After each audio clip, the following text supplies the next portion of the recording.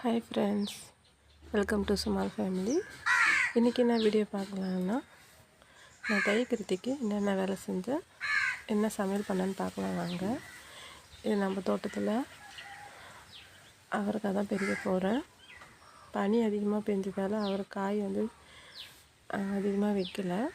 1-2 காய் தான் இருந்துச்சு, அது மட்டும் பறிச்சுட்டு வந்துட்டேன். அதுக்கப்புறம் வாழைக்காவும் இருந்தது.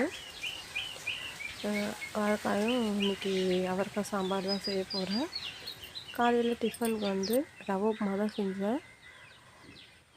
காலையில் விரதம்லாம் பால் குடிச்சிட்டுலாம் பசியோடு இருக்க முடியாது. சரி, ரவை உப்புமா மட்டும் செஞ்சிடலான்னு சொல்லிட்டு செஞ்சுருக்கிறேன். அதுக்கப்புறம் காலையிலே துணியை துவைச்சி போட்டுட்டேன். இங்கே மழை அதிகமாக பெஞ்சதால் சரி, பசங்களும் ஸ்கூல் போயிடுறாங்க, அதுக்கப்புறம் லேட்டாக படிக்கலாம்னு சொல்லிவிடுவேன். காலையில் துணியை துவைச்சிட்டு அதுக்கப்புறம் பாத்திரமும் வதக்கிட்டேன். அதுக்கப்புறம் அடுப்பில் குளிக்கிறதுக்காக சுடு தண்ணி போட்டிருக்கேன். நைட்டு மழை பெஞ்சதால் அடுப்பு நனைஞ்சிருச்சு. அப்புறமா சூட்டு அடுப்புலேயே சுடு தண்ணி போட்டிருக்கேன்.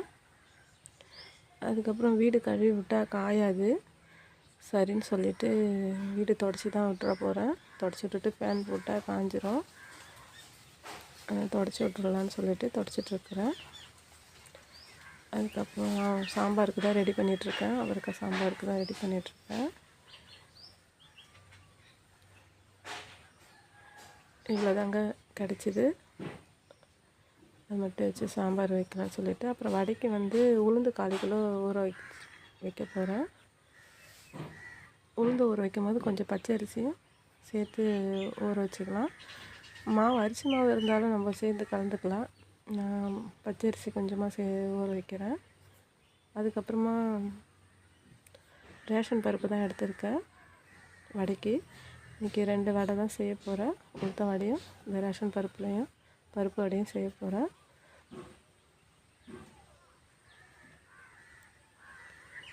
இந்த ரேஷன் பருப்பு வடை நல்லா டேஸ்ட்டாக தான் இருக்கும், நீங்களும் ட்ரை பண்ணி பாருங்கள். அதுக்கப்புறம் இந்த பக்கம் சாதமும் இந்த பக்கம் சாம்பாரும் கொதிச்சிட்ருக்கு. அது சாப்பாடு முடிச்சதும் இந்த பக்கம் பாயாசம் வச்சுட்டேன். இந்த பக்கம் பொரியலும் வச்சாச்சு. ஒரே ஒரு வாழைக்காய் மட்டும் போட்டு பொரியல் பண்ணிக்கலாம்னு சொல்லிவிட்டு பசங்களும் ஸ்கூல் போயிட்டாங்க. வாசக்காலுக்கு தான் போட்டு வச்சிட்ருக்கேன். முதல்ல விநாயகருக்கு வச்சுட்டு கீழே குலதெய்வத்துக்கு போட்டு பட்டையாக வச்சுருவேன். வாசக்காலுக்கும் போட்டு வச்சுட்டு வந்தாச்சு. அதுக்கப்புறம் வடை தான் செஞ்சிட்ருக்குறேன்.